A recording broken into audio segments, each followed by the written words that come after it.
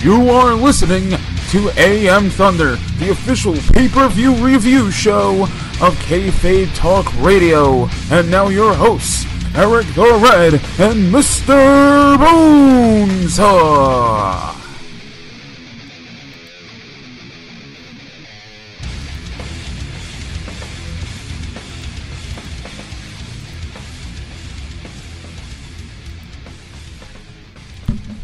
Hello everyone, I know we are fashionably late, but welcome to this edition of AM Thunder, your WWE Survivor Series review. I am Eric the Red, joined along with, as always, Mr. Bones.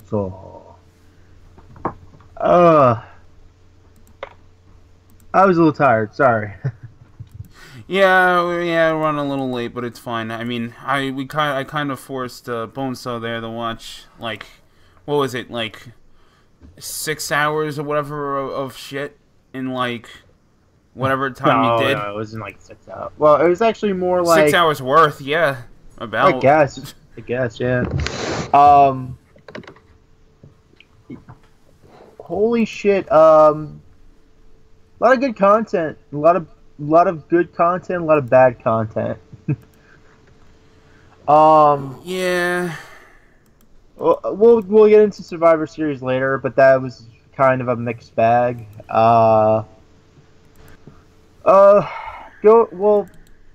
Let's lead off actually with Takeover. Oh yeah, you mean, in my opinion, the better show. Oh, by a large margin. All right, yeah. Now, I'm going to ask you, though, do you, I know, because I'm sure you didn't watch the other matches, would you want to just talk about together what we spoke? Well, I know what happened, like, we can still go over it, I know what happened. I skimmed through it, I just didn't watch the majority of the matches. Oh, you mean, like, you saw highlights of, say, I don't know, like, the championship match, but you didn't, like... Yeah, like, Drew Galloway dropped the belt. Yeah, okay. I know they crowned a new NXT women's champion.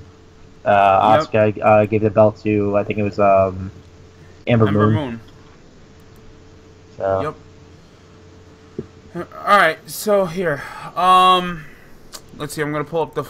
Well, actually, no, I know the full card off hand for NXT. Yeah, right, Sullivan versus first Cassius Ohno. Yeah. Now, I'm not even going to talk about like the matches in the pre-show because one, I don't want to know the spoilers. They're going to come out on Wednesday. They're going to air Johnny Gargano against Pete Dunne. I'm really looking forward to that match for the UK title. I kind of know without looking at the spoilers or anything, I kind of know Johnny's going to lose because that's the story they're telling, but the first match for NXT War Games we had there was Lars Sullivan against Cassius Ohno, popularly known on the indies as Chris Hero. It was pretty typical, but it told the story of a good big man match. I mean, Lars, you could see, needs some improvements. He needs to be down there, and I think drastically this guy's look needs to be changed if he's going to be in WWE, because I don't know about you, but... to me, he fits more being on, like, the third match going against, like, Tenzin in New Japan. He's not really, like, oh, let's push him to be a top guy on Raw or SmackDown. If you're going to do that, he needs a little tweaking on his look. And I'm not just talking about, like, his facial reactions and, like, his, the bald head, that's fine. I'm talking about, like, his ring gear, like, the whole, like... tights and boots ain't gonna cut it in WWE. It's too I just came out of a young lion phase look. I don't know what you think about this guy.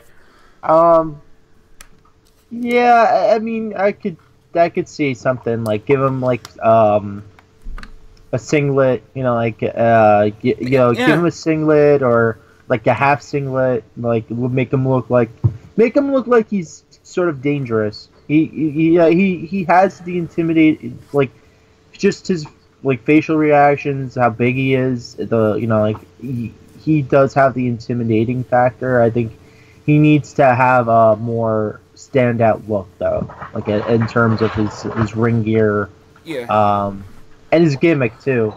Please don't give him fucking jeans or cargo shorts. Or cargo pants, I mean. Yeah, Please, that's been done to death. Like, the fact that we can name how many people that are wearing black wife beaters on not just NXT or WWE, but, like, both brands is kind of sad. Like, everyone's wearing jeans or whatever. He needs something, but, you know, I'd say singlet might work. Maybe, like, a singlet with, like, some, like, you know, detail on it. Or not, like, a Ryback thing, but maybe, like... Wearing like a singlet where it's I would like... go with like an almost like like I said, like a half singlet or like Andre, like it's just like like the kind of like the strong man singlet. Yeah, but I mean, let it maybe airbrush it a little bit, not to the extent of Rob Van Dam or like I just said Ryback, but you know, do add something to this guy because right now he's a little plain, but you know, it is what it is, and people are like nervous that like.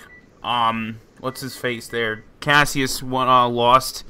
Dude, he's almost like 38 years old. It's fine if he puts the young guys over. Clearly, they see a future with Lars. So, Cassius is just doing the favors. Yeah, he's already done a tour of duty in WWE. So, yeah. And really, you know, at this point, you know, He's if he gets over, he gets over. But you know, like like you said, he's an older guy. He should be putting over the young guys. Yeah, I'm fine. I'm fine with it. I mean, and you know me, I'm a big Chris Hero fan. But hey, I'm okay if it's just let him come in, do some favors, and every now and then we'll throw him a bone. You know, because I mean, I know I'd rather him do that than be on the main roster and just flounder and not get any reaction, and then them just release him again. I'd rather him be down in NXT, get some main event shine here and there, but also put over the young guys. So, but yeah, pretty good match. Lars went over with his finish that is called the Freak Accident. I like that name. Yeah, it's a pretty strong name for a like a monster heel. Like yeah. I like the idea of it. Yeah, like I've been hating these play on words, so I'm glad that like they gave him something that's not a play on his name. It's just, hey, let's just give him a creative fucking thing. So, you know. Anyway, with the next match, which is probably the best told story without a title in a long, long time. And that's Velveteen Dream against Aleister Black. Yeah, I watched this entire match. It was all right. There's a couple things I noted down. One, Aleister Black, his entrance is fucking phenomenal. They need to bring him to the main roster and put people around him. Can we just admit that this guy, like, I joked about it with you yesterday, but can we just admit that this guy needs to be their Punisher? Kinda. Like, he just needs to be. Like, this whole, like, coming out there. Actually, he should be, like, they should, and I know you're probably going to be irritated for me saying this, but I would release Bray, and I would have him be the new Bray. Dude, I know. You know what? I would be pissed at you, but the thing is, I've been agreeing with you for like the past couple of months or whatever that Bray gotta go. Like unless Bray comes back and they repackage him completely, because the Sister Abigail killed him. That was the final straw. He's been dead. No, I'd say the defining dead in the water thing with Bray was when they took him off of SmackDown, because when last year, if you remember, when we were at Prudential Center, or even I'm sure it was like this when you went to the Garden, where people really were getting back behind this guy you know, he had Orton with him, and he had Eric Rowan and Luke Harper, and people were getting behind it again. And it's like, once they split them up from each other, Luke Harper did nothing. And like I unfortunately predicted, and then, you know, they put Bray on Raw, and it was like, ever since he went to Raw, that was the death sentence for this guy. Now it's just like, come on, I kind of want him off my TV. I don't even want to see him lose. It's just because seeing him lose, I just get sad. But yeah, I'd say take him off. Black, if you put him, you know, in Bray's spotlight, it's kind of, I don't know. You know what I would do? You might get mad at me for this. I'd take Finn off of Raw, put him on SmackDown, and put Aleister on Raw. Because, none for nothing, think about it like this. What match seems more likely to happen and believable? Finn against Brock and Braun? Or Aleister Black against Brock or Braun? You know what? I would put Finn on SmackDown too, because I think it's too crowded on Raw. It's Raw's way too crowded. Like in terms of like the upper card, and it's way too crowded. And Raw's got some dead weight too. In the mid card then. Like Raw's got some dead weight. You know, like Titus Brand's got to go. And, you know, there's a lot of people floundering on Raw, but back to War Games. I mean, so the whole story here, for those that really didn't watch War Games or even watch this match, and please do if you haven't, the story here is that Velveteen Dream wants to be acknowledged by Aleister Black, and, you know, he wants him to just say his name. He wants the respect. And Aleister just completely avoided him, didn't even want to give him the time of the day. Led to a match, probably the match that had the most organic heat, in my opinion, out of everything on here. And it's not slighting everything, it's just being frank. And they went out there, people were really loving the Velveteen Dream, which to me was surprising. You know, I wasn't big on him at first, you know, this character at least, but, you know, it really did take to it. And you know, I think it's because he has such a he has such a like original look. It's that like it's just like kind of like male model, almost like a mixture between like a 1970s like Jimi Hendrix type rocker and like Prince. And like all these different like, you know, like a male model and a rocker, and he has this, it's like kind of like almost like Prince like music. Yeah, like he's got like the Prince vibe, dressing like Jimi Hendrix with like the motions and like little like gimmicks or whatever of Goldust. Like he like his movements remind me a little Goldust, but like he works like similar to like, and his like build wise is like similar of like a Rick Rude. And no, I'm not saying that because of his tights, which were really clever, but he does work like a snug Rick Rude style. Do I think he'd get better in the ring? Obviously, but he's only 22 years old and he just got started training 2 years ago. So the fact he had what a lot of people are calling match of the night on an entire weekend of Survivor Series and everything else that happened, yeah, that's pretty damn good. You must be doing something right in the ring and as a character if everyone's rating you over, gee, I don't know, Brock against AJ and everything else that happened this weekend. To be honest, what else? They had they had such chemistry where, oh god, that moment where he kind of snapped and he went into like the yoga position, and then oh and yeah, the camera zooms down and then you just see Velveteen Dream like freak the fuck out because you see you see Aleister Black start doing the stretched out like they had him Aleister Black doing like the stretched out Velveteen Dream pose, and it Yeah. freaked him the fuck out. Yeah, because It was the greatest thing. Yeah, Velveteen was doing Aleister's thing, and Aleister was doing Velveteen's thing, and it was fucking tremendous mind games. And I really, I saw that one like DDT that he did, where like it looked like he was going. It looked more like he was going for like the Crossroads or whatever. Or no, I'm sorry. It looked more like he was going for like Sister Abigail, and he like transformed it into like a crazy DDT. That needs to be his finish. Yeah. He needs to be his finisher. He needs. My only complaint about that is he should have hit that, and Aleister should have put his foot on the fucking ropes. That's my only complaint. That should have not been a clean count. That should have been. Dream could have gotten him there. He could have gotten him.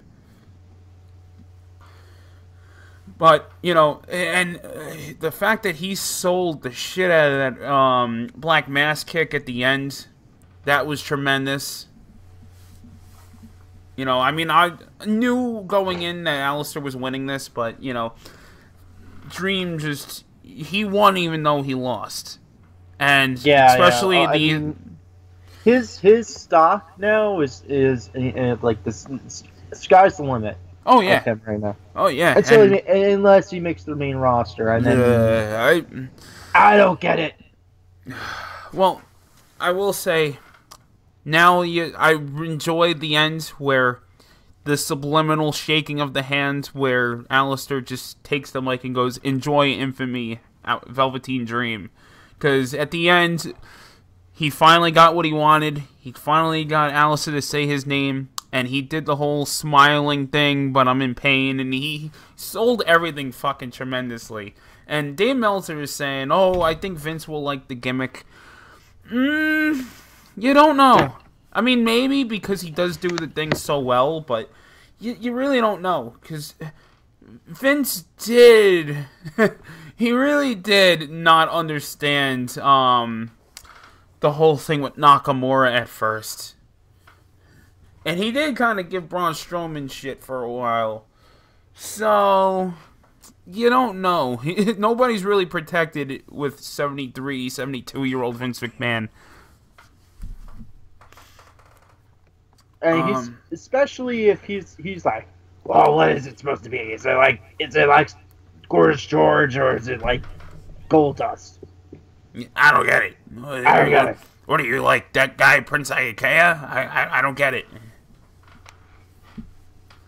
Alright, so next match we had the Fatal 4-Way, which was for the NXT Women's title. It was Kairi Sane against Peyton Royce against Nikki Cross against Ember Moon.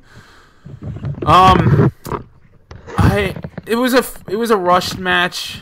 It was maybe like no more than 10 minutes long. To be honest, I think that girl Peyton Royce, she's been down there for a couple years, and I think she still needs to be down there.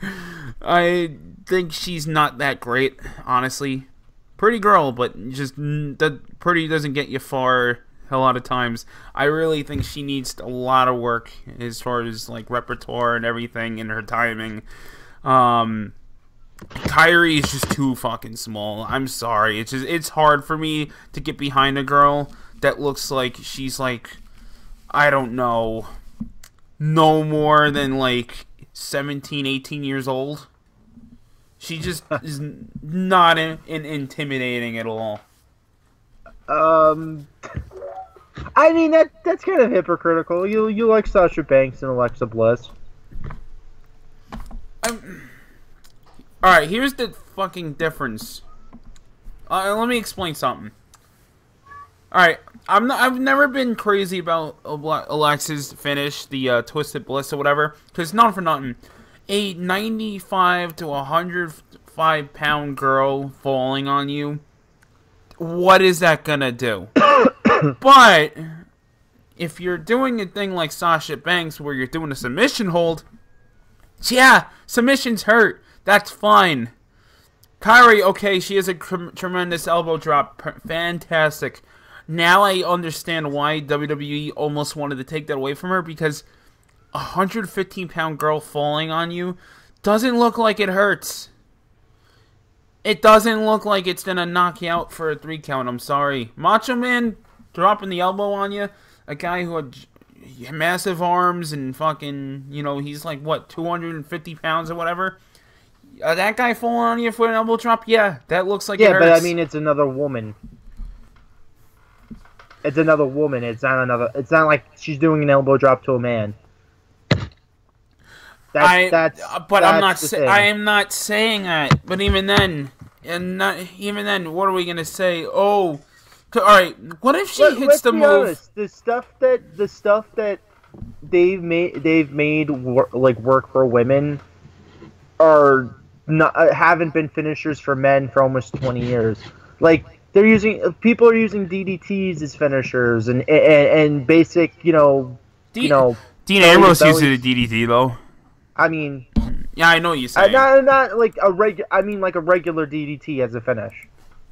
Yeah, all right. A regular DDT as a finish. You have things like the end of a match is a belly to belly fucking suplex. Like they're using finishers that haven't been used by the men since like the early 80s. So, it's a different thing for the women. A lot of the logic is well, they're not as strong as the men, so the basic moves can put them down. Yeah. I don't know. I don't know, man. It sucks because I don't know. I wanna like Kyrie, but I just don't think. I don't know, man. She's just small. She is smaller. You gotta admit, she is smaller than Alexa and Charlotte and Sasha. You gotta admit that. Yeah, she is. I don't know. But I mean, if you're a better wrestler, if you're a good wrestler, then fine. She is a great worker. Yeah, she's a great worker. Then just give her a shot. Yeah, no, I'm all for her getting a shot. Not yet, though. Not yet. I give her time. Let her have a good because she is a girl that can get emotion. Like she does the whole like. She looks like she has like a good like I can't believe this is happening. This is the greatest moment of my life attitude. She has a good baby face demeanor about her. So you know what? I want to call her, and trust me when I say this, I mean this in a nice way. I'm gonna call her the Japanese Bayley because the original premise for Bayley was she was this baby face that everyone loved. She was a lovable baby face. Kyrie is kind of could be in that realm. So I'm gonna, think maybe down the line I could see her as NXT Women's Champion. Ember Moon, I'm happy they gave it to her now. The whole feel good, give the girl, the belt in Texas thing. That's fine. And Brian Alvarez was like, they should have gave it to Peyton Royce because it looks bad that Ember Moon got the belt because she couldn't beat Asuka, and she got the belt only because Asuka's not there. Yeah, well, they want to protect the damn girl. That doesn't mean anything. Who cares if, Ember Moon failed so many times? Yeah, that just means Asuka's on another level. That's all that means. Well, yeah, that's that, and plus, then it just makes Ember Moon look like, Asuka's not here. She's the logical successor. She's the one that took her to the limit all those times. Obviously, she should be the champion.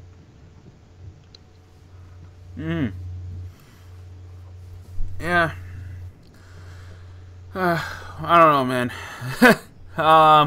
But we gotta move on here, because we still got fucking to get to the Survivor Series. So the next match on NXT TakeOver was Cien Almas against Drew McIntyre for the NXT championship.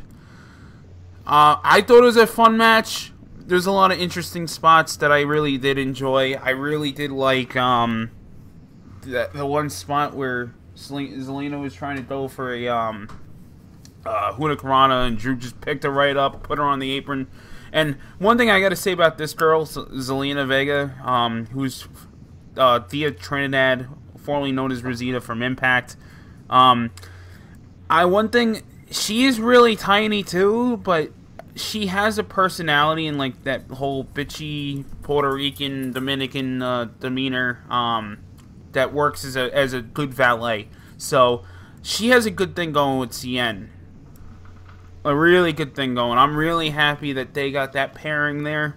And you know, I did think the match itself wasn't on the level of, obviously wasn't on the level of fucking Alistair and Velveteen there, but you know, it told a decent enough story. I honestly did not expect Drew to lose the belt so quickly. This was his first defense since winning it back in August, to my knowledge. I'm sure he defended it on NXT TV that I may have missed, but as for a takeover, a big time like atmosphere, this is a big deal.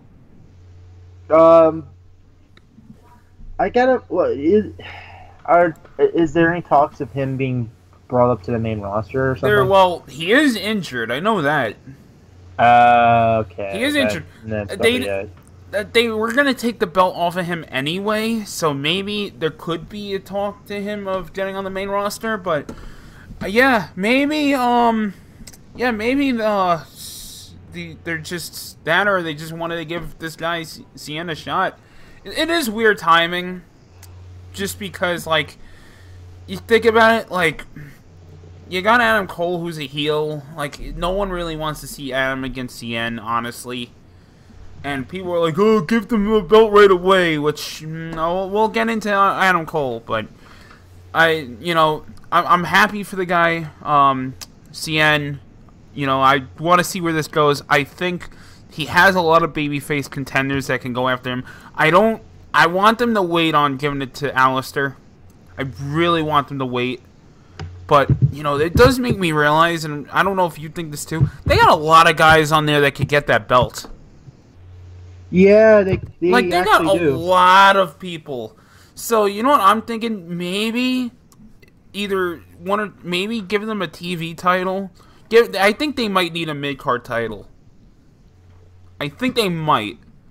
Because they got a lot of people down there that could, like, give them something more to do. You know what I mean? Like, yeah, you got the UK title, but you don't showcase it enough. So, and if you're not going to showcase it enough, if you're not going to want to bring in Pete Dunne or a lot of the other UK guys enough, then give them a TV title. Yeah. And then now we'll go to the next match here, which was the main event. The first ever War Games in WWE. The rules here were a lot different. I think they were for the better. I don't know what you think of the whole 3 guys start out, you know, after 5 minutes or 3 minutes or whatever, the one team comes out of the shark cage. I think that was good. Yeah, I like that a lot more. I think it was it was a little bit more intelligent way of doing that. I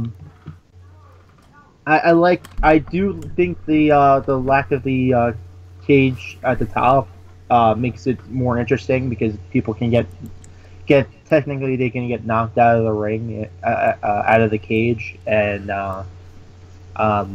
be disqualified. I thought of a good spot. You know what? At first, when I first saw the cage, I was like, really? There's no roof?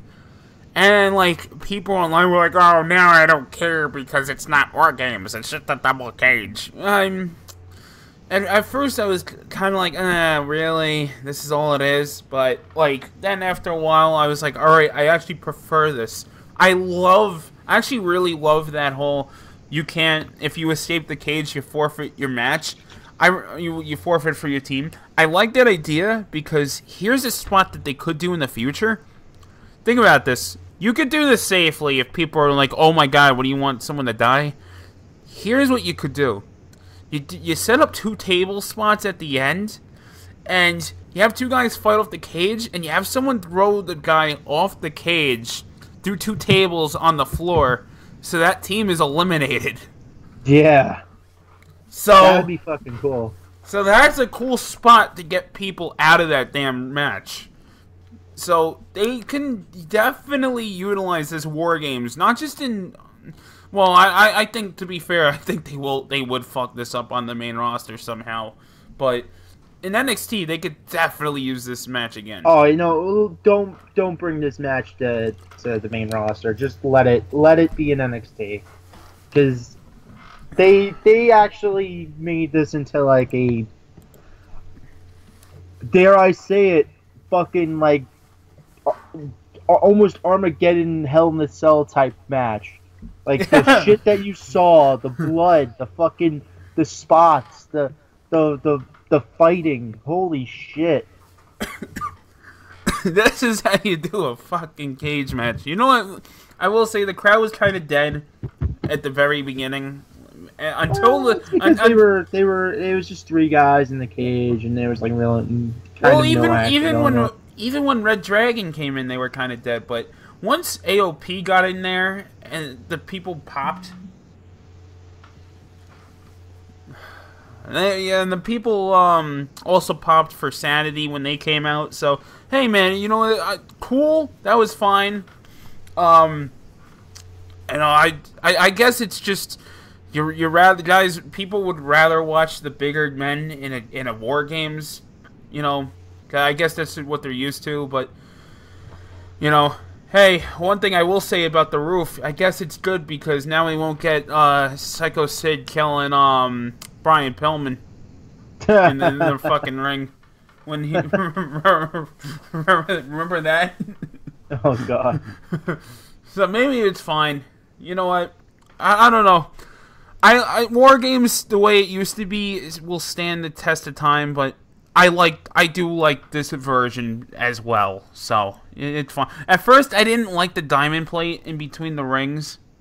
I was like, okay, I don't get it. Why? Now it's like they were slamming themselves on it. I was like, oh my god, like this is like an elimination chamber when they like land on the floor. I thought. To be honest, I think that's a little dangerous. I don't like the idea that it is dangerous. I think maybe they should just take it out and put the rings closer together. Because they can. I hate this whole Morrow and all thing going, oh, they put that there so that the rings connect. No, you put that there so they could do spots on it, and it's dangerous as fuck. It does add, but it also can hinder. Two fucking guys got busted open. Dude, all of Sanity got busted open. Yeah. All of Sanity. Yeah, I did. Well, the referees were able to stop Killian Dane's like bleeding for the most part, but you saw how bad. What the fuck happened to when they did that table spot, like, what the fuck happened? He got, like, busted open completely in the back of his head, the front of his head. Alexander Wolf looked like one of the fucking murder victims in The Punisher this weekend. Yeah, he looked like he got cracked in the head with the fucking sledgehammer.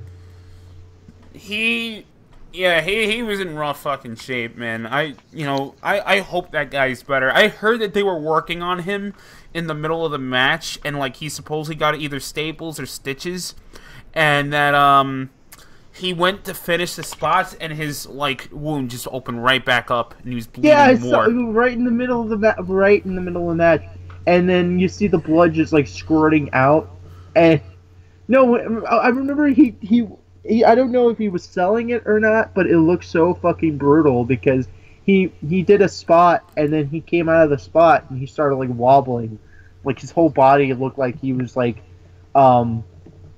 suffering from blood loss, so he was about to like pass out. Well, yeah, he only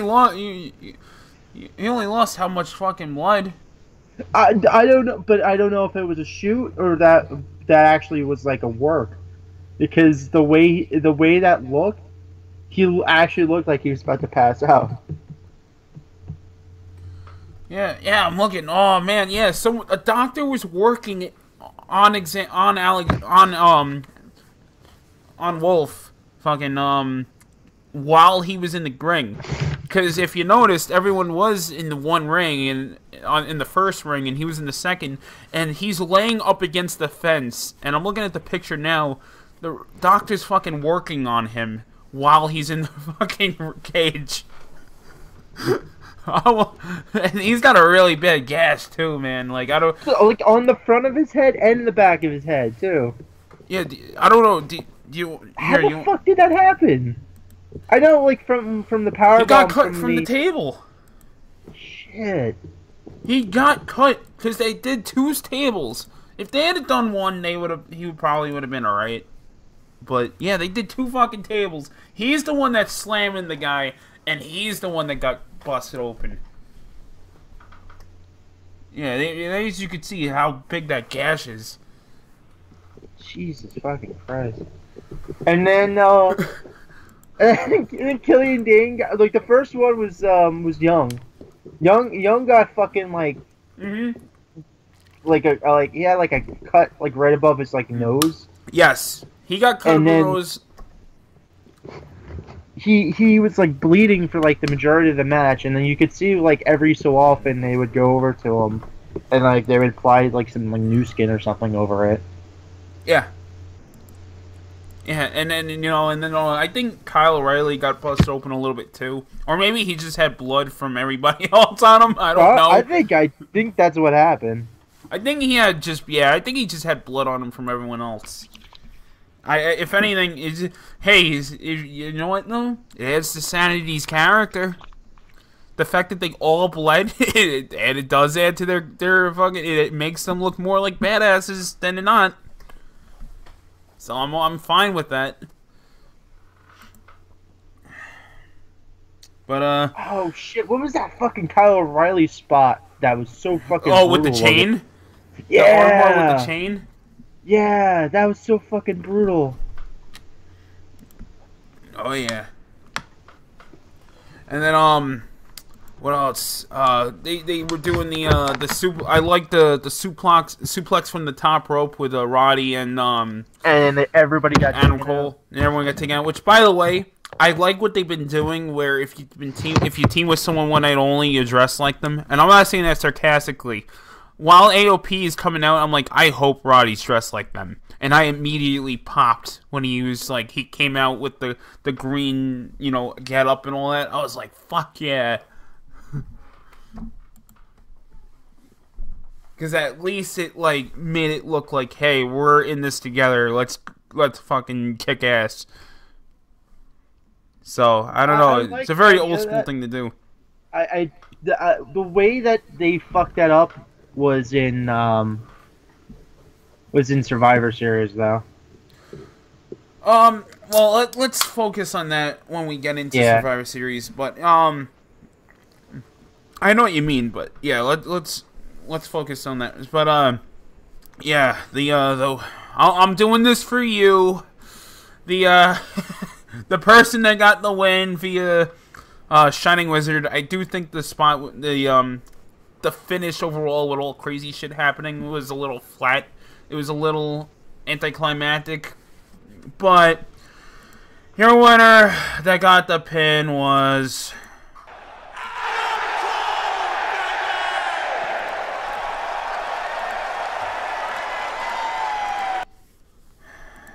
I mean, okay. I'm gonna just say this. Do I think he's over? There's no fucking doubt about it. Do I think he's the best on the roster? Definitely not. Do I think he was the best guy in that match? Definitely not. But I will say, he definitely adds something important as a heel and as a character. He's not... to me, he works... But this is my biggest problem with Adam Cole. And I don't know if it's just the way he is or the way... I don't know what it is with him. He works like a heavyweight and he's the size of a fucking cruiserweight. That's my only problem with Adam Cole. He moves around like a heavyweight. he needs to bulk up a little bit. If you're gonna work like a heavyweight, bulk up, or Yeah. or get your cardio game going. But he's too small to work the way he does. He needs to either step up or bulk up. That's my only problem with Adam Cole. But as a character, he's fine. He's over. You know, it doesn't matter that he's, like 5'10" or whatever. Rusev is that height, and Rusev's wide as fuck. So, you know what? Just bulk up a little bit, you'll be alright. And I'm not saying get that big. I'm just saying, like, if you get to the size of, I don't know, even Cody Rhodes, that's fine. Yeah.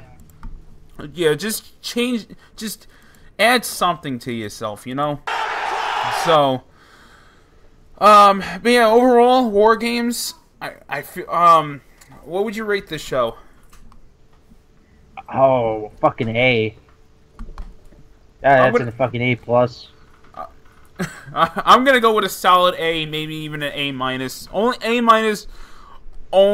The only reason I'm gonna give an A- was just because the finish of the War Games could have been a little. It could have been a little.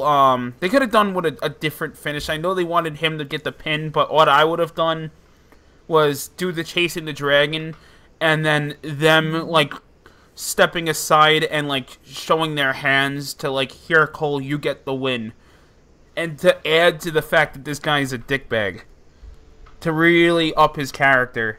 So they could have done something different than a Shining Wizard, but, and I'm not saying, oh, that's the only reason. No, there was a few other things. The women's match wasn't the greatest. It was decent, but that's why I'm gonna give this an A-. It's still an A-, folks. Now we move on to Survivor Series, though. A lot of good, a lot of bad. Too fucking long. Oh god. Way too long. Yeah, tell me again. Tell me that again, brother. I fucking watch that shit. Fucking like till like almost like 3 o'clock in the morning. Oh god. I didn't listen. I'm really gonna be honest here, because I knew that it was gonna be a long show. I didn't even watch Elias against Matt Hardy. One, I feel really fucking bad that they're sending Matt Hardy out there in front of like 40 people, because I'm sure Vince back there's like, hey, you worked in back, so you know, you're used to working in front of nobody. Oof. Yeah, I don't know. I really just I didn't watch that match. Also, I didn't get the chance to. But I did see Enzo against Kalisto. It's alright. It was decent.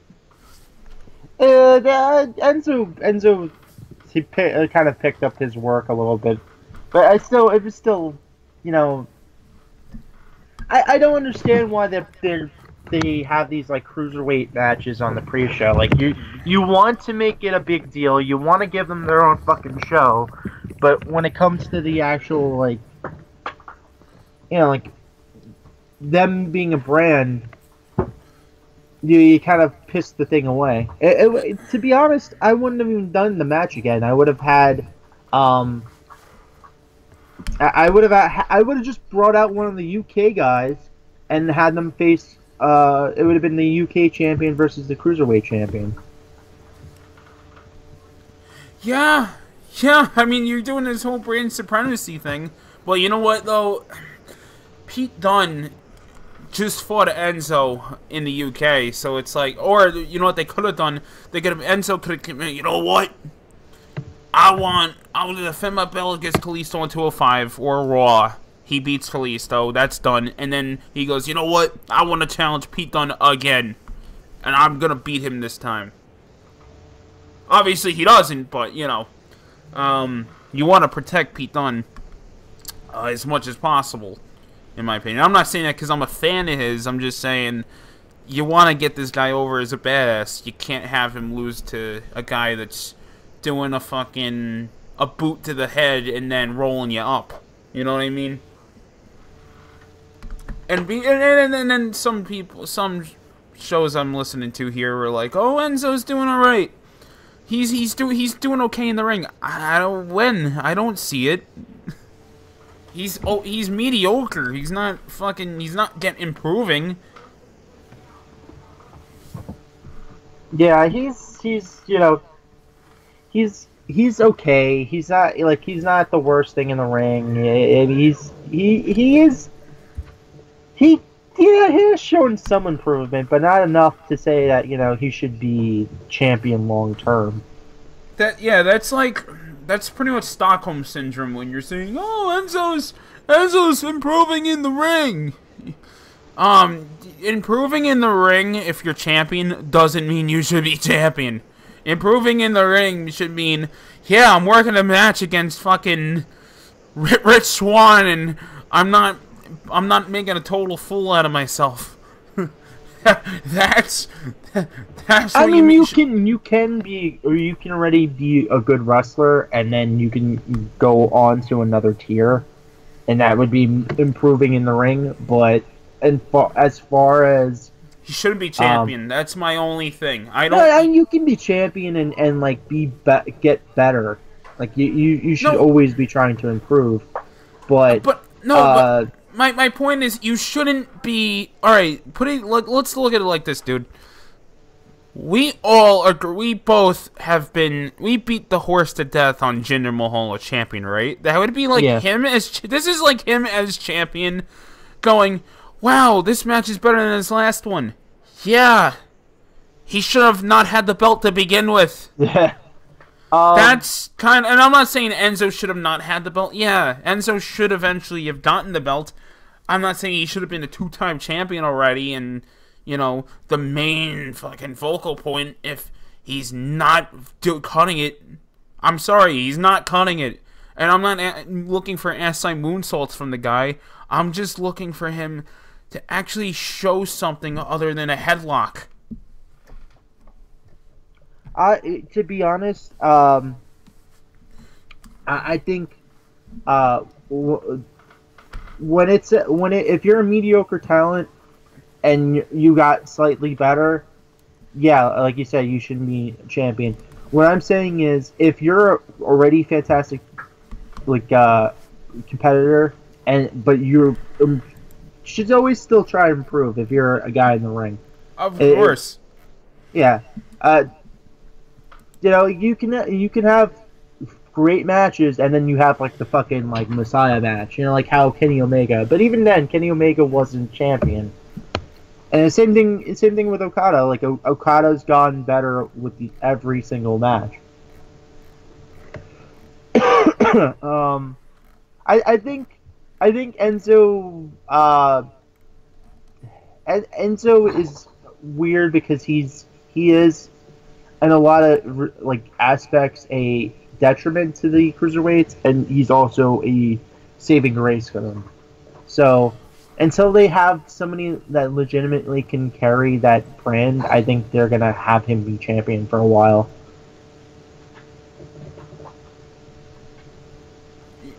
Yeah. The next one was Kevin Owens and Sami Zayn versus of all people, Breezango. I enjoyed this match. I really, really did. All I want to say is, why the hell did they not acknowledge that they were on the pre-show in promo is beyond me. They should have exploited the fact that they were being punished by being on the pre-show. They should have exploited that. It would have added more. Because he should have legitimately just been like, yeah, I won the Intercontinental Championship in this building, and then I won the Universal title, and now I'm working a pre-show match that I will not get royalties for. If he had done that, holy crap, that would have gone over a lot more. It'd been like, yeah, he's here on purpose. They know what the WWE and the marks now know what the pre-show really is. Yeah, but you know what? That's probably too close to the actual truth. Yeah, right now they're probably trying to just So all right, not get in more trouble. So going on doing a shoot promo. No, where they're talking about them, being punished. So I'm gonna be on a devil's advocate here. So So you mean to tell me that they can get away with making fun of the internet fans, and also exploiting the fact that like Vince is a hypocrite? And I know it's a Punk reference here, but they can exploit the fact that Vince is a friggin' hypocrite for doing a bully campaign when he bullies everyone. You mean to tell me that they couldn't hit close to home? They could have. They really could have. It's just it's probably they didn't probably want everyone to know. I mean, they're already in trouble. I don't think they wanted. I think this was supposed to be a punishment match. It wasn't supposed to be something that gets them a pop. Even though they show up fucking much later and actually impact yeah, that's true. Yeah. That's true. But anyway, though, solid match. A lot of, it's what you would. It kind of is what you would expect between these two. There really wasn't anything that stood out to me. It was just a solid match, and then Kevin won with the pop-up powerbomb. It is what it is. And we go on though to the main card here. We're at the New Day, and I really did enjoy their promo where they were saying, by WrestleMania season, these guys are all going to turn on each other against the Shield.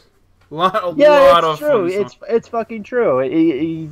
They are going to turn on each other. Yeah. I understand why people would tune this out because they know, going into this, if Roman Reigns is on the team, he's winning. Their team is winning. Yeah, so is what everyone was calling the match of the fucking night with Aleister Black and Velveteen. Everyone knew Aleister was going over, but are you gonna write the match off? No. Just because you knew Roman Reigns was winning does not mean that it was gonna be a bad match or a match you could tune out of. It was still a fun fucking match, regardless. Well, it was fun because of the New Day, to be honest. I'm so sick of the Shield. I'm so fucking sick of the Shield. I'm sick of Doucheman. I'm sick of fucking Goofy McFlubberface, Dean Ambrose, and I'm sick of fucking Seth Rollins. I hate his I hate all three of their finishers. I think they have the laziest finishers. I can't use the pedigree anymore because I'm not a heel. So I'm gonna steal the V trigger, and that's a move that Kenny Omega never pins on. But I'm gonna make it my finisher. You know what I forgot to mention, but I can mention it here too. So, I love how Dean could do the laser-dalical dirty deeds move, and that's his finish. But Drew McIntyre, brought back his amazing fucking Future Shock DDT that looks like it's similar, but he has more velocity to it. But Andrade could kick out of that, but Dean could do a lazy fucking DDT, and he wins his matches that way. I really think that move needs to go from Dean. He's fucking lazy when he does shit like that. Dean and Seth both need new finishers. I will say that they both really do. Seth had a fucking fantastic one with the fucking curb stomp, but he can't fucking do it anymore. Oh yeah, because fucking Big Vito and whoever the fuck that no one remembers is suing WWE. Give me a break. Yeah, because Superstar Billy Graham and Devin Nicholson want to fucking threaten to get rid of the Hall of Fame that he already got rid of. Fuck off. Yeah. I don't know. So he had a fucking great finisher. They took it away. They gave him the fucking pedigree. And now he can't do the pedigree anymore because he's not a heel, and he had his whole thing with fucking Triple H. Mm-hmm. So, okay, why don't you give him another fucking? And I hate the fact that I hate the fact that they try to pin people off that fucking lazy combination. It's like, oh, I'm hit you with the rain trigger. Oh, I'm gonna hit you with the dirty deeds and like the slowest DDT ever. Oh yeah, we pinned you. It was good. Like we were the tag team champions. You remember that? So why the fuck? I don't understand. I understand why people cheered them originally. I don't understand why people cheer them now. I don't. I fucking don't. I get it. I don't know. I understand. It's the member berries. That's why. How the do you Shield. How the fuck do you have member berries from almost like only fucking like I don't know 3 years ago? Oh, because to quote the great John Cena from 2011, which is one of the reasons why I remember. Well, every time I watch that clip, it reminds me why I really didn't like him for so long. Was that he says on Tough Enough, you gotta remember, everyone. And he's telling this to all the young kids. You gotta remember that the WWE Universe has all short attention spans. So we as a company have to constantly give out reminders. So they think everyone has the fucking mindset of like a fucking Adderall riddled fucking attention deficit disorder. The WWE Universe to the WWE has dementia. Everyone has fucking everyone has fucking dementia according to WWE. So that's exactly why. Sorry, that's exactly why. I really think that the fans are gonna like get behind them, like, yeah, I remember that time when like the Shield like wrestled the Wyatts and and I don't know, man. I will say I don't understand why everyone's like flipping out about them. I don't think any of them are particularly amazing or captivating as singles wrestlers. Each one of them has failed as a champion for different reasons. And then you put them all back together, and the genie's out. These are guys that aren't getting over, that wouldn't get over otherwise. Like, really, the only one that really ever got somewhat over was Seth, and he was more convincing as a fucking heel. But when they turned him into this fucking bullshit, I'm a little bitch of the authority, and when they started doing that's when they killed him. They took away his finisher. They gave him Triple H's finisher, and it was basically, oh, he's the next Triple H. Then he injured himself. Then he did. The whole thing is, I don't think any three of these guys are gonna do anything. Yeah, you know what? It sucks. It sucks that they already hit their stride, and they still have a long way to go. They gave them too much too fast, and they split them up way too fucking early. I know why they split them up, because Punk was gone, they got hurt, Cena didn't want to be around all the time, Brock fucking shows up when he wants, so they needed to split these guys when they had to, but I think now they are better together because they do cancel a lot of their weaknesses out. But I heard from people in attendance that they did drain out a lot of boos for Roman. They muted. Oh, they pretty much muted him. You can still hear it. You can, but you can still hear it. You still suck over everything. Yeah. No, you can, but it's like apparently it was really loud. And it didn't come all the way on TV because they were playing with the audio again. But yeah, all right, because that's their boy. Yeah. But we did the whole counterpart thing. You know, every fucking survivor. But they did this a lot here.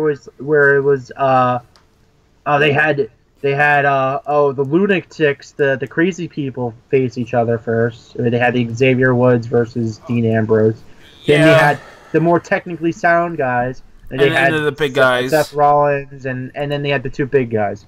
So they did the counterparts thing.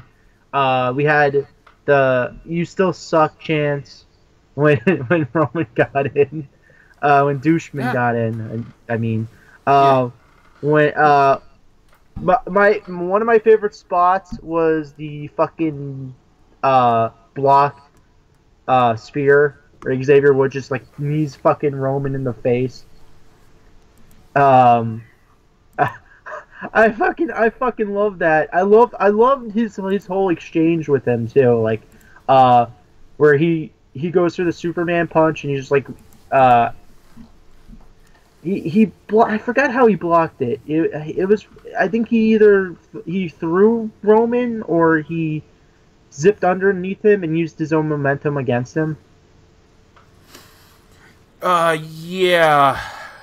A lot of good like stuff that you don't usually see, like with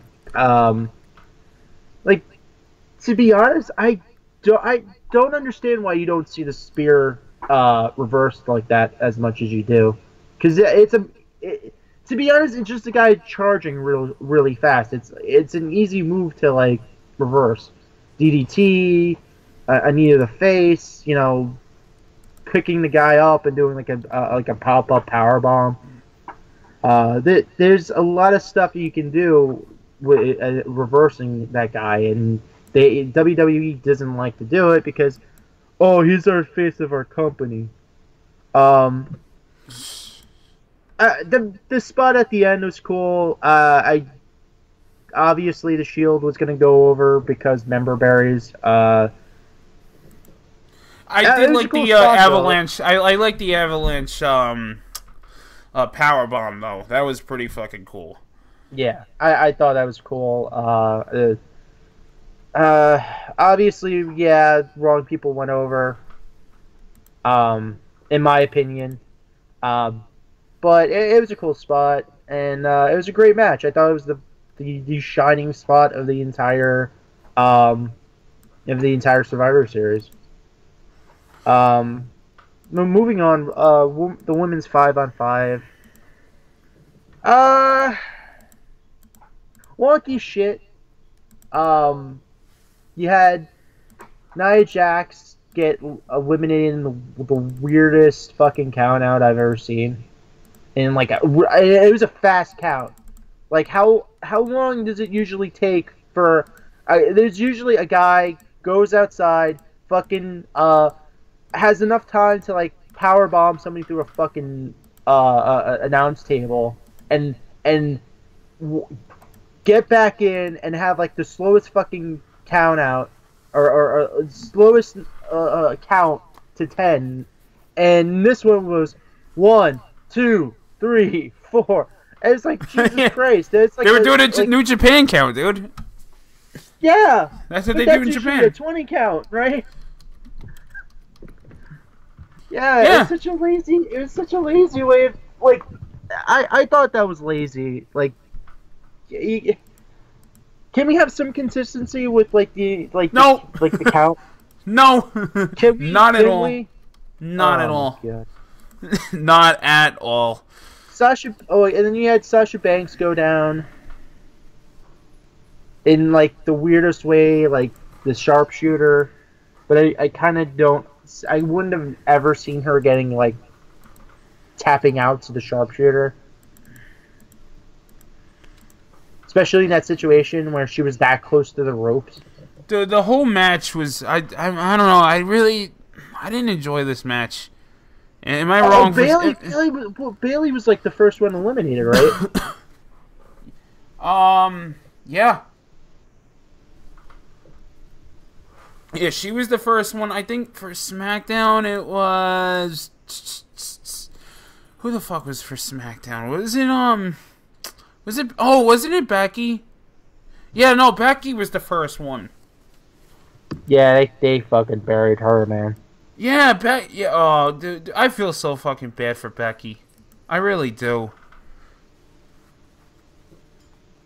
Like, this girl just gets no... Like, people want to talk about, oh, Bailey's done, she's dead in the water. No, Becky's fucking...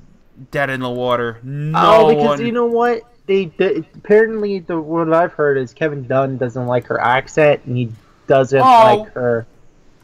I don't like that he has 2 fucking front teeth that go all the way to fucking Arkansas. All right. That's what I'm hearing. I'm hearing that the reason they don't push her is because of her fucking accent. Because she's too Irish. Man. She has an annoying accent. That's what I've heard. Then you don't have to make her talk. She can do other shit. She's a good wrestler. Make her a fucking badass. Take her off TV. Like, this is the stupidest things. Like, you hear these stupid things for why these people don't go over. They don't need to talk. Bring back managers. You only have one fucking manager. Yeah. There's situations. There's reasons that you have managers, or you do certain things if a person can't talk or you feel like they can't. You put managers in their place. You have what? 1 or 2 managers? You have fucking Lana. Lana's one manager and the other one is fucking Paul Heyman. And Paul Heyman the whole fucking time is like cradling the Universal belt like it's a fucking baby. I actually saw him stroke the fucking belt. I saw him stroke the belt. That don't surprise me. That was. Come on. Yeah, but no.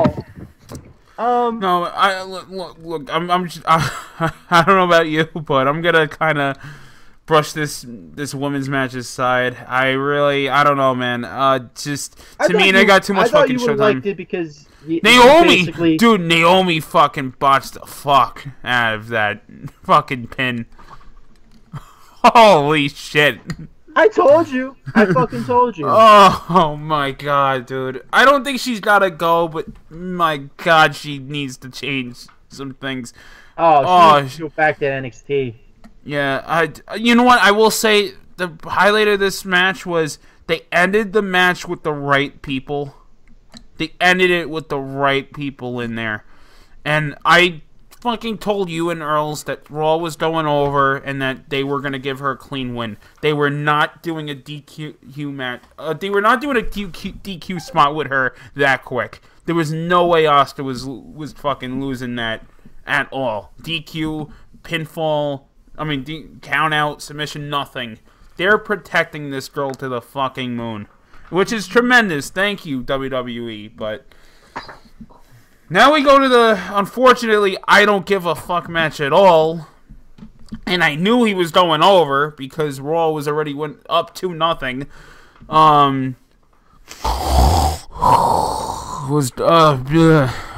That guy that puts people to sleep beat the Miz. Why? It made no fucking sense. Like, he talking shit about his wife. Oh, because they gave him new music. They gave him new music, Bonesaw. They gave him new. Do you hear his music? He's gonna push. He's gonna push. He's gonna push. I don't understand. Why do you push this guy? Why would and especially in this match where he's the aggressor, he's the one that's talking shit about the Mrs. Wife. He's the one that has kind of like WWE. You're giving the wrong He's got a knockoff 5-finger death punch song, Pat. Don't you know? He's not we gotta push him because of that. He's friends with Corey Taylor. That's why we gotta push him. Eric, I don't understand why you would why would you push this? Like, why would you have him go over here? You can still have him being the U.S. champion, but why would you have him go over when he's talking shit about someone's pregnant wife, and you bring the pregnant wife down to the stage just to watch her husband lose? I knew it, but I fucking knew it. It did not shock me at all. And I know I'm like a little hypocritical here because like, oh, I knew it was gonna happen, and it doesn't matter. Yeah, if it was a good match, this was not a good match. And Miz tried everything in his credit. He does. Believe me, I'm not shitting on him. I'm shitting on Corbin because he has 3 fucking spots that he does decently, which are going around the fucking, doing a merry-go-round around the fucking ring post, the fucking Miz spinning worked his fucking ass side off in this slam. match. I saw some shit out of him I've ever seen. He did like a, oh shit, didn't he did like a flip, like he tried to do the, he tried to do something and Miz did like a flip and then did a DDT on him. Yeah, he tried doing the end of days, and Miz did the flip into the DDT. That was a great spot. So there's shit that, oh my god, it's such a waste though. It's just such a waste that you would feed the Miz to this guy, you know? Yeah. It's such a fucking waste. Listen, I just watched fucking House of Hardcore, and like I watch Ring of Honor every week, and I see guys like Punishment Martinez and like this guy the Luchasaurus, who's like full of tattoos and has like he has like a green beard and like a green mask and shit, and he's like, they're both the same size as Corbin, but these guys are like doing like moonsaults and like they're in better shape than him, and they look more intimidating. And I'm like, you couldn't bring these guys in. I have two people I'm gonna mention right offhand that are in WWE right now. Braun Strowman, Killian Dane. What's your excuse? Aleister Black. I'm just gonna call Aleister Black the Punisher from now on. Yeah. Oh, I swear to God, if he comes out and he's just like skulls and shit, and he just I love his entrance. I love that he does like this like Nosferatu kind of like. Yeah, the thing comes up and he like is on the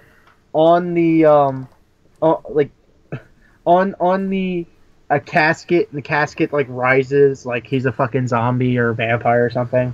It's so Undertaker like, but it's not. It's just like it's like Ministry Undertaker like circa like 1999.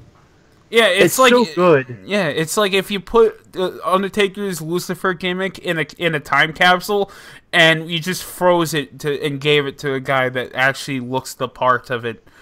You know, and by the way, I'd like to mention this is exactly what I was talking about for like the past couple of months or whatever, where Aleister Black is what WWE thinks Baron Corbin is. I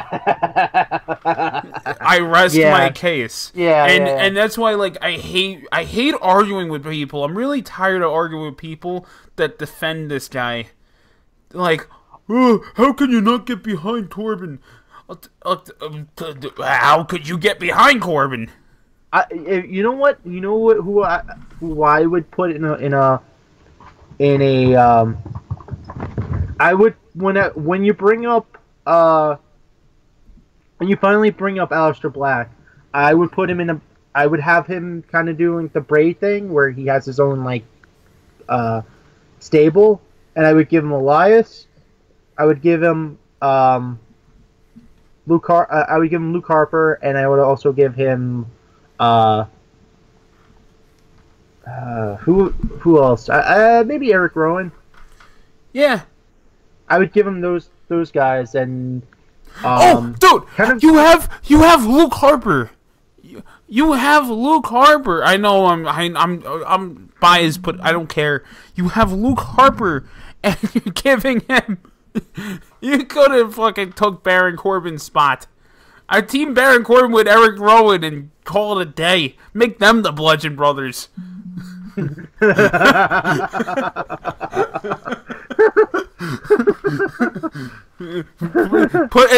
them with the Ascension and make Dolph Ziggler and put Dolph Ziggler in a cloak and call it a day. That's it. There's WWE's ministry.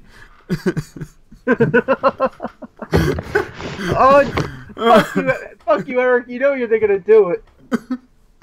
I'd rather them do that. I would actually be like, all right, I take full credit for this. They do the Ministry over again, but they do it with Braun Strowman as like the Stone Cold. No, we're not. Oh, okay. They have like Braun Strowman is like the Stone Cold. He comes out and he saves. He saves. They're about to sacrifice someone.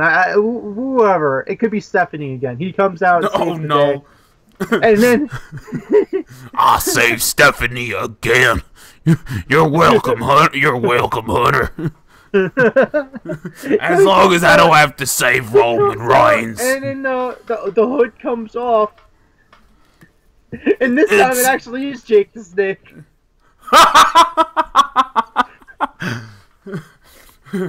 You got 21, I got Stephanie McMahon. And she ate 22. And she this time she's over 18, dig it. Oh, fuck you. Anyway, we gotta move on here because I know Usos versus the Bar. Usos go over. Really good match. Very really good match. I love that spot at the end for the finish where he tags in. Jimmy goes over, right? Jimmy does the dive, but he tags in his partner before he goes over. That's such a subtle thing, but it's so good. And the fact that they replayed it over again. I mean, I wish they hadn't, because it was such a subtle thing. Like, there's sometimes I think they overdo the slow-mo and the instant replay. I think they should just let the match happen, and if you're eagle-eyed enough to catch the little things that they do, yeah, then it makes it feel more like New Japan doesn't do that. They'll do it every once in a while if there's like a really huge spot, but like the subtle things, don't do that. Just the subtle things, let them be an Easter egg. And it'd be like Marvel going, "Oh, did you see the Infinity Gauntlet in the background of Thor?" And then they replay it and they keep showing it to you. It's like, yeah, this is going to be important in a couple movies. Yeah, it's like, don't do that. Let them do the subtle things. Let them have fun. I'm gonna say I'm kind of glad I was wrong. I'm kind of glad that the Usos went over. I like both teams. I like both teams, but I feel like in this case the Usos did need this a little bit more. And by the way, I would like to mention for the first time ever. So screw the WWE universe. Sheamus actually did look stupid. Yeah, he did. He actually did this time. Like, the mohawk, I never had a problem with. But these frosted tips that he had, yeah, he actually looked stupid. He looked like he had fucking super glue stuck in his hair. He just reminded me of that scene from like American Pie. Why did they frost the tips of his mohawk? I don't know. I really I don't care. But the Usos went over with their usual Superfly Samoan splash, whatever. I did like before that. I like the whole I love when they did like that quick tag and then a crossbody to the floor. Yeah, that's what I meant. And they kept like that should be a subtle thing. That shouldn't be. No, I know. I really like. That should not be audience replay. Yeah, just be like, oh my god, look how good these guys are. Just keep talking up their game. Don't keep replaying it. But I will say, I know we're supposed to go into the matches here, and we're close on our time here, but I'm gonna give this no more than 10 seconds. Can we please just acknowledge that Jason Jordan needs to just go away, and come back for a while, and go away for a long time? I really he really does have like his character really is ambiguously gay. Like he really is. Oh man. Please, Kurt, don't do this to me. Come on, Dad. Daddy. Daddy. Daddy. Oh, no, I like it when you spank me, Daddy. Oh, no, he's Jason Jordan. He's exposed. Really is. Oh, yeah. Right now, he needs... The worst thing they did was when they split up American Alpha. I mean, it's done... To be honest, we all thought, like, Gable was going to be the one that got, the shorter end of the stick, but, I think he's the one that actually, benefited. Yeah. Yeah. Yeah, he got Shelton Benjamin. Like, come on. Yeah. Who would think getting Shelton Benjamin was a plus as opposed to getting Kurt Angle? Who would think? Really? I called the next upcoming matches we're going to talk about. I knew I called it from a mile away. I knew that that each of these people were going to win.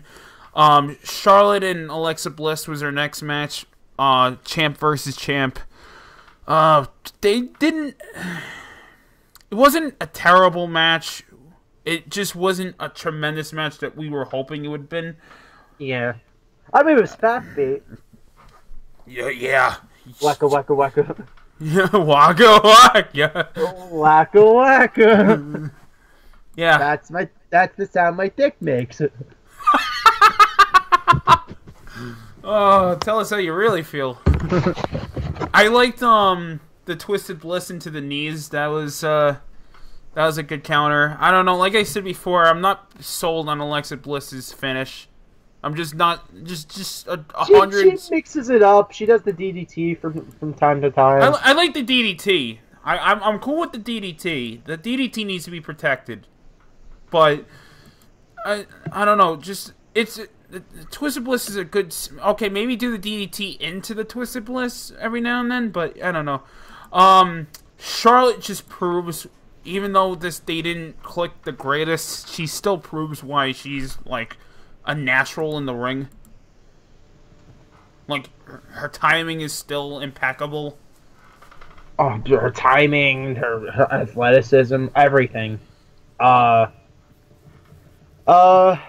I mean, that yeah, spirit... I liked the match. It was fine. It was fine for what it was. Yeah. The right person went over.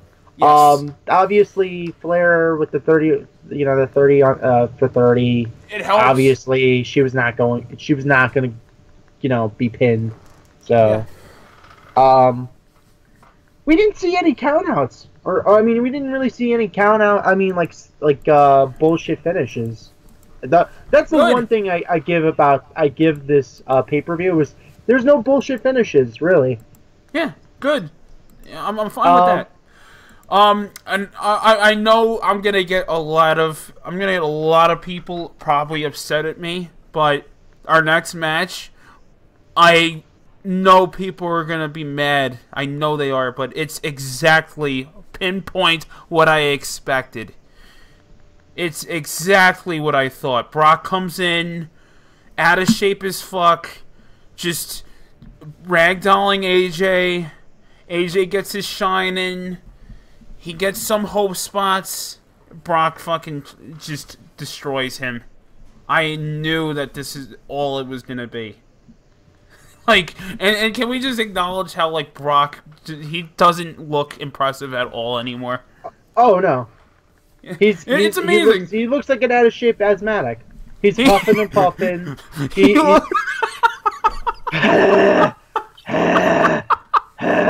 on, AJ. You know what he sounds like? He sounds like I'm dead serious when I say he sounds like he sounds like Sonny getting fucked. Oh my god, no.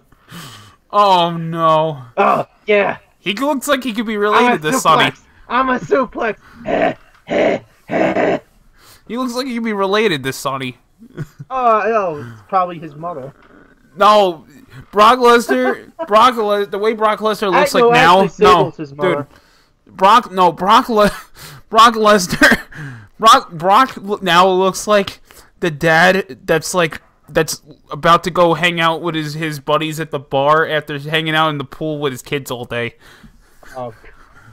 No, you know what he looks like? He looks like those kids. Like he looks like one of those there's dads that like drinks beer in the front, like watching like a football game for like most of the day, and then they go and they pick up their kids like half fucked at the fucking Saturday. He definitely looks like he owns a Hummer. Oh god. He definitely looks like he drives in a Hummer with a fucking 24 pack of fucking natty ice in the passenger seat. He definitely looks like that type of fucking asshole. Oh god, he's so out of shape. He's so out of shape. And AJ and him are both 40. They're the same exact age, and AJ looks like at least like 7 years younger than him. You know what? Give AJ his fucking due. He actually made this match somewhat like watchable. It's better than Jinder. Match somewhat better what Jinder and him would have been. No one's ever sold the suplexes like that, so they were kind of interesting to see. Like he was doing all like the flips and shit to the suplex, and he was like selling the shit out of it. Hey, I'm glad he was selling kicks and fucking forearms for AJ. I will say I like that botched DDT though. That was cute. Oh yeah, he almost fucking took AJ's head off. That was adorable. I did think one spot that could have been cool was like I would have rathered AJ like go for like a forearm, right, and then like Brock goes to pick him up for a suplex, and then AJ lands on his feet, and then they do like a double clothesline. Yeah, that would have been cool. That would have added to it. I actually kept expecting AJ to land on his feet. Yeah.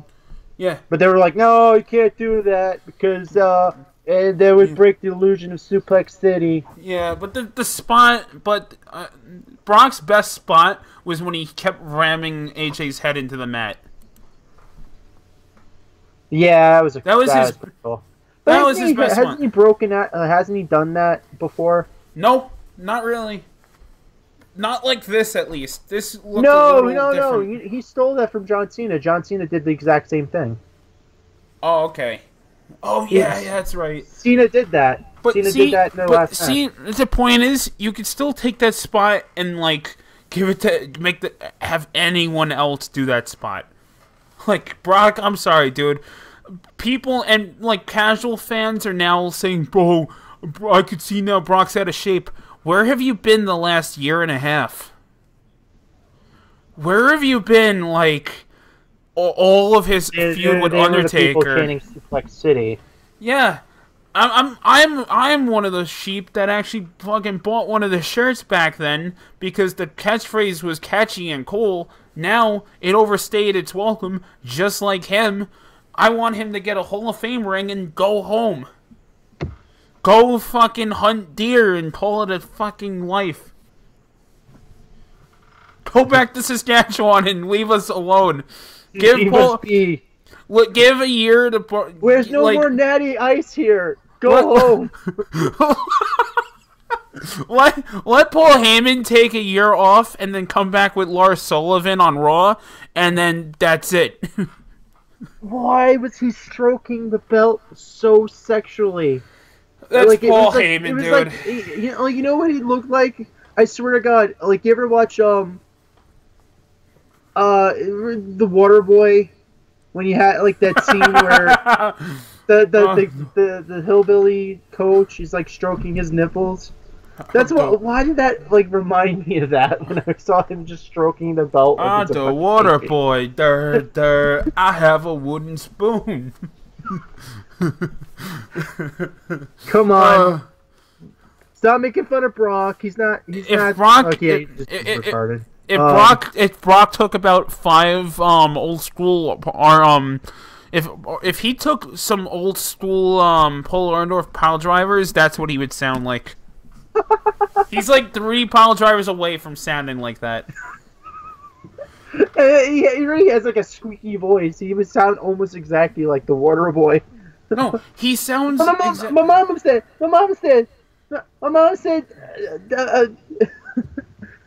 Look, Mom, it's the devil. No, he sounds like the old lesbian from the 40-Year-Old Virgin. That's exactly what Brock sounds like.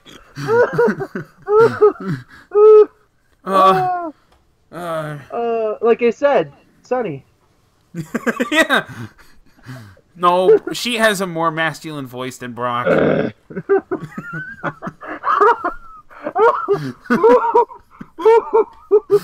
Alright, but anyway, we gotta wrap up. So, one more match we gotta cover here before we leave. We got Team Raw with Kurt Angle, Braun Strowman, Finn Balor, Samoa Joe, and Triple H against Team SmackDown of Shane, Orton, Bobby Roode, Nakamura, and the guy who was late to the party that wore the wrong color, John Cena. Yeah, why was he wearing green? Oh, because that's his new merchandise. So we gotta chill out his new merchandise. And I did something hysterical.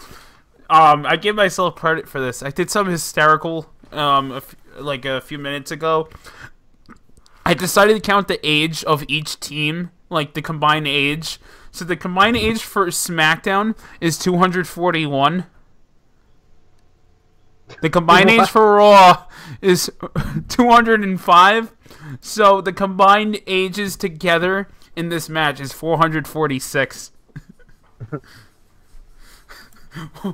One of these guys could have been...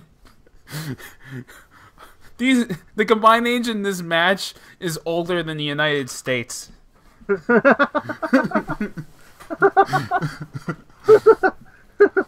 Christopher Columbus, everyone.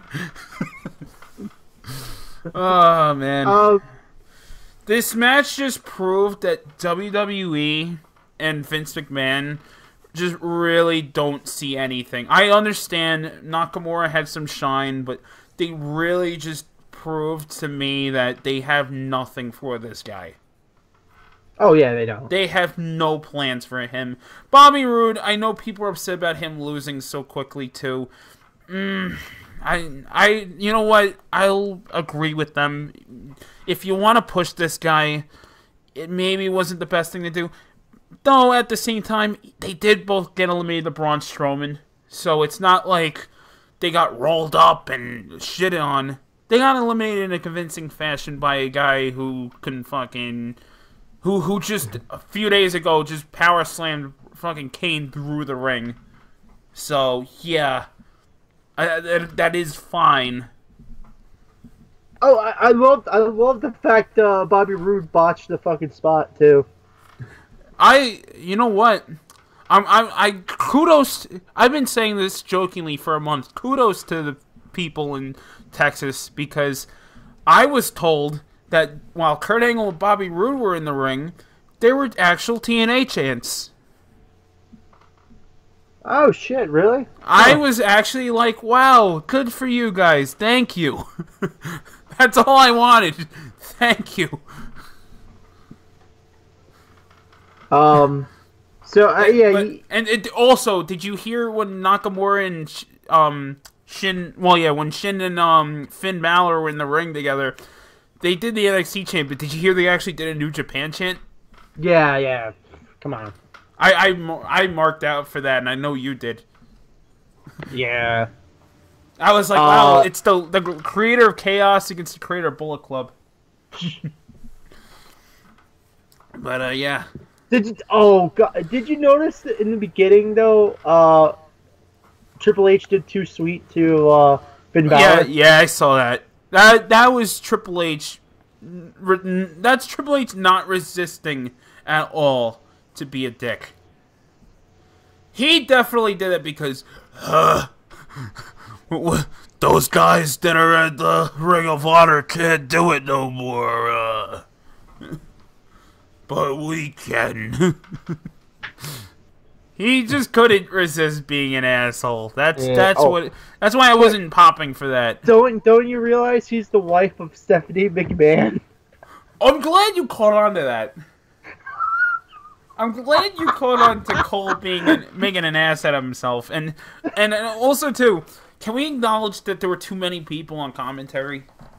Oh yeah, it was for the premise of the show, because I was in a group chat the whole night, and the whole premise of the show, according to my buddy Dominic, was because my friend that attended, or well, not really my friend, but like my friend's friend that attended the show.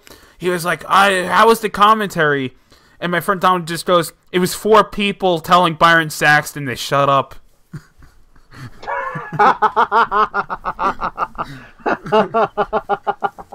Yeah, pretty much. It was Cole getting wife and husband mixed up, and 4 people telling Byron to shut up. That's all it was. And then Booker T making a sloppy mess of himself. Oh, like I don't care for this guy, but I'm gonna like fist bump John Cena in the beginning, and I'm gonna root for my team. He's such a bad heel commentator. He's such a bad heel commentator. The last Brock Lesnar comment I'm gonna make of the night. This is what I'm only saying this because this is what Booker T said. This is the line of the night for Booker T. I said it before about Brock Lesnar. He don't want no water. He don't want no bread. All he want is meat. Ha ha ha ha ha.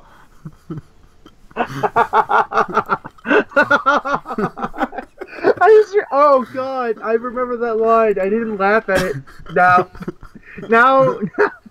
Now I realize, yeah, he's implying he's gay. Well, we already compared him to the lesbian from 40-Year-Old Virgin, so yeah. All right, but yeah, there was a lot of good like pops in this match. You know, a lot of good people. Oh, Kurt Angle put down Cena, so that was good. Hey, I was kind of fine with that. I loved how they put him down. Finn hit him with it. He got hit with the angle slam. Then Finn hit him with the coup de grace, and then he hit him with another angle slam.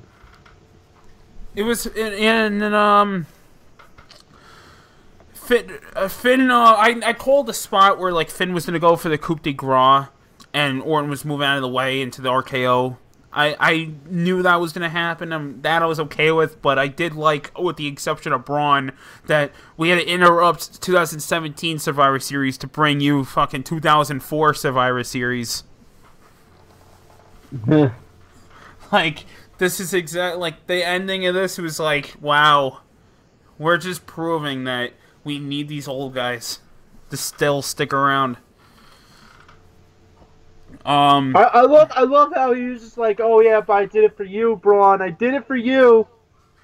I did it for you, Braun. I mean, well, we had Kevin Owens and Sammy came out. And they interfered. I was fine with it. I was totally fine with them doing that. Yeah, that's fine. That's fine. They interfered, and it was down to. I didn't understand the whole. Oh, I gotta hit the pedigree on Kurt Angle, and then I gotta do a double swerve on Shane and everyone else. That made no sense. Yeah, I think everybody was confused with that. But hey, then they could have explained that away by saying he just wanted the pin. Hey, yeah, it was very Jeff Jarrett of him. Congratulations, Triple H. You just proved. I love what Braun put it best. He just got fed up with his shit, and he said, "You ever cross me again, you won't play any games anymore. You ever cross me again, you ain't gonna play games no more." He choked the shit out of him too. You saw Triple H's face. Ended. The finish for the match sucked. I'm not a fan of Triple H being the fucking bitch that he is. Oh, look how creative I am. I put myself over. It was just disgusting. But to lead it to Braun, to give him a comeuppance and to end the show with people yelling Braun, that was fine. I did like the I don't know if you saw the video that surfaced, but Triple H, as he was leaving, walked right into the entranceway, like face first. He face first, just face planted himself right into the LED wall. No, I didn't see that. Alright, let me see if I can send that to you. Oh my god, that's perfect. That's fucking perfect. Damn it. Here, let me see if I can. Damn it, it's in a fucking group. Hang on. Oh wait, is it on Twitter? Okay, perfect. Here, I'm gonna send this to you. You have to see this. Oh man. All right, but while I'm waiting for you to see that, what would you rate Survivor Series overall? Give it a C plus or. I give it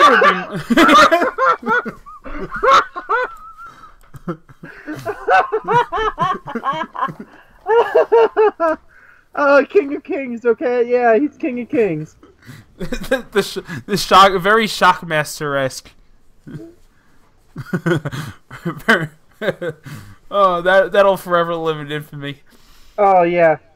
And memes are already being made of it. I saw one meme where it's like that one friend that you know that gets too messed up at a party that pretends he's okay to go home.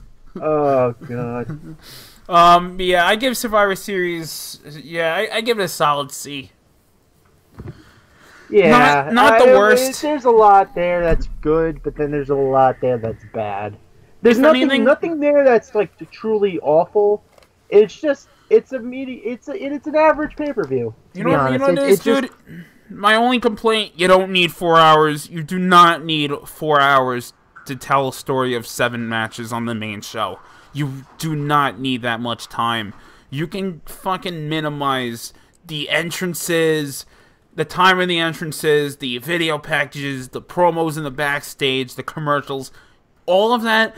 I legitimately, dude, if you skip all that out, it's almost 2 hours worth of content right there of just commercials and filler.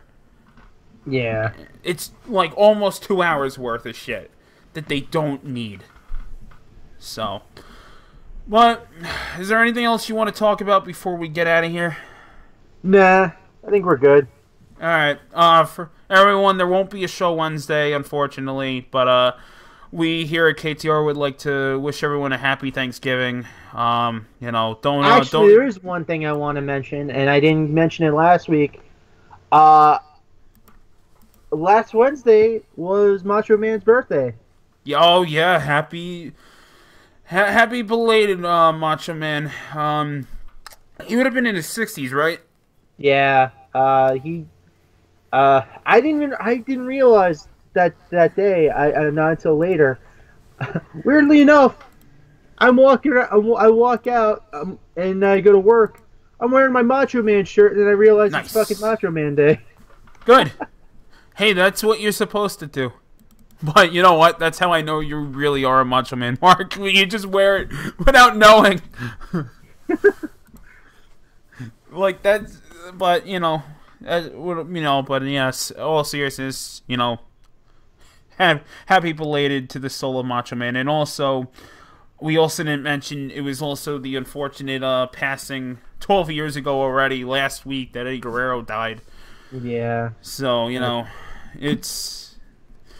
Rest in peace, Macho. Rest in peace, Eddie. Rest in peace, everyone that was important in the wrestling business. But with that said, I know we hate to end it on a bad note, but we won't be like I said, happy Thanksgiving, everyone. We won't be on this week.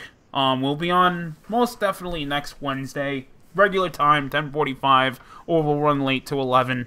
But it is what it is, and till next time, guys, keep it kayfabe. Bitches. That's our trademark. Hey guys, if you're a fan of what you just heard, please hit that subscribe button. And also, look down below. Look at all the links. That's where you can find us. emwcreations.com/KTR. Also, Facebook.com/KFA Talk Radio, where you can interact with us. Our Twitter links are also on there too. And if you want to search for us and listen to us on the go, iTunes and Stitcher. We are on there. So look on your Apple phone or Google Android phone. Till next time, guys.